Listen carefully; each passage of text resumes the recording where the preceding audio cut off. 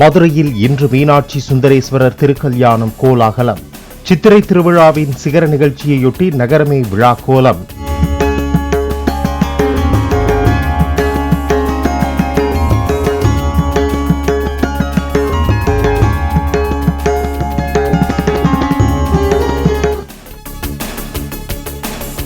அழகர் மலையில் இருந்து இன்று மாலை மதுரை நோக்கி புறப்படுகிறார் கள்ளழகர். வழிநெடுக அழகர் எழுந்தருளும் 480 மண்டகப்படிகளில் ஏற்பாடுகள் மும்முரம்.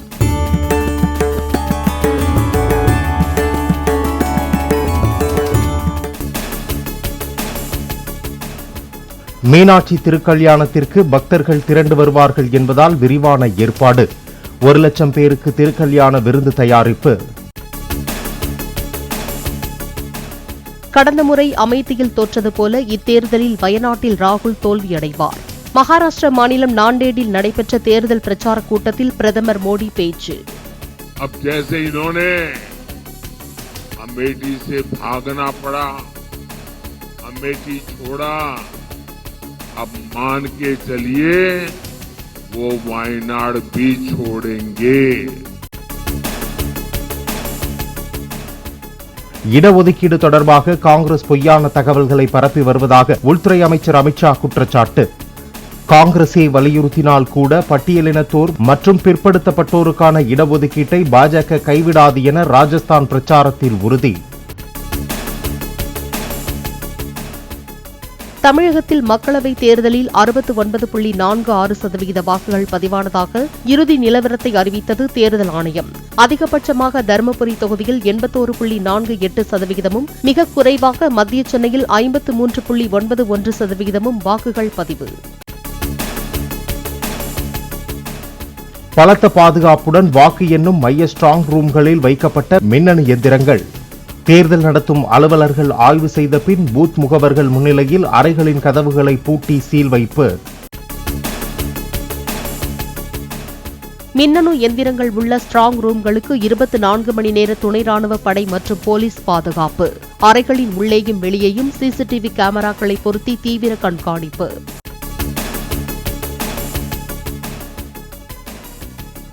கேரளா மாநிலம் பாலக்காட்டில் பாஜக மாநில தலைவர் அண்ணாமலை ரோட் ஷோ. பாலக்காடு தொகுதி பாஜக வேட்பாளர் கிருஷ்ணகுமாருக்கு ஆதரவாக பரப்புரை. சென்னை கண்ணகி நகரில் போலீசார் மீது கற்கள் மற்றும் பாட்டில்களை வீசி எறிந்து தாக்குதல் நடத்திய கஞ்சா வியாபாரி உள்ளிட்ட 2 பேர். கொலை முயற்சி வழக்கின் விசாரணைக்காக அழைக்க முயன்றபோது அடித்துவிட்டு தப்பியோட்டம். உளுந்தூர்பேட்டை அருகே அடுத்தடுத்த கிராமங்களில் வசிக்கும் இருதரப்பு இளைஞர்களிடையே மதுபோதையில் மோதல். நாங்கள் மோதிக்கொள்ளும் போது நீ எப்படி பேருந்து ஓட்டலாம் என்று கேட்டு வழியில் வந்த அரசு விரைவு பேருந்தை மறித்து கற்களை வீசி தாக்குதல்.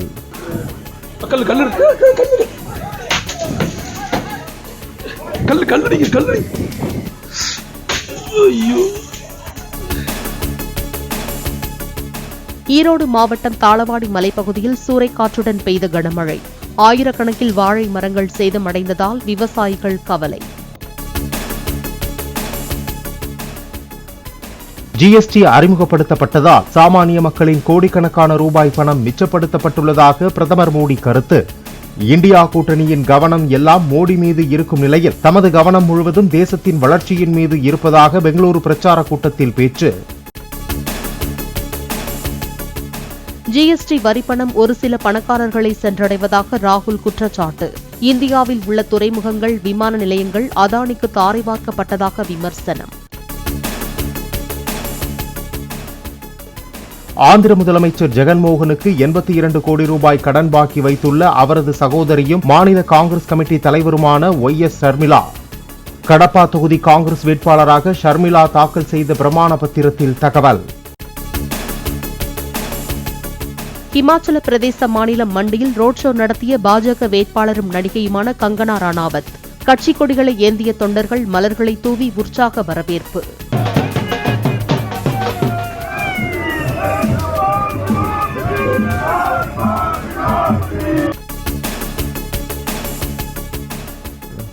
சிறையில் இன்சுலின் தராமல் கெஜ்ரிவாலை கொல்ல முயற்சி நடப்பதாக ஆம் ஆத்மி கட்சி கூறிய குற்றச்சாட்டுக்கு மறுப்பு. இன்சுலின் தரும் அளவுக்கு கெஜ்ரிவாலின் சர்க்கரை அளவு அதிகமாக இல்லை என திகார் சிறை அதிகாரிகள் விளக்கம். மேற்கு வங்கத்தில் திரிணாமுல் காங்கிரஸ் கட்சி பொதுக்கூட்டத்தில் நடன கலைஞர்களுடன் இணைந்து நடனமாடிய மமதா பானர்ஜி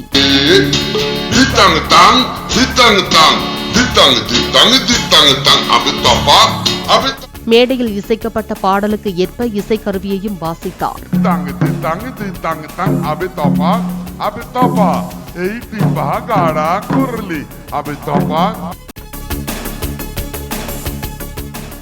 டெல்லி கல்யாண்பூரி பகுதியில் சரிந்து விழுந்த 3 மாடி கட்டிடம். சிதிலமடைந்த கட்டிடம் விழுந்ததை பார்த்து சாலையில் சென்றவர்கள் ஓடியதால் உயிர் தப்பினர்.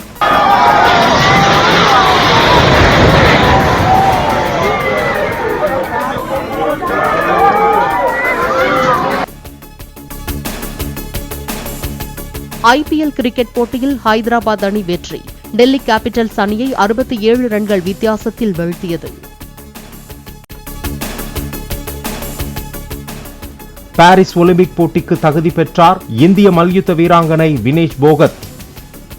ஆசிய தகுதிச் சுற்றில் சிறப்பாக விளையாடிய ரீத்திகா, அன்ஷு மாலிக் ஆகியோரும் தகுதி பெற்றனர்.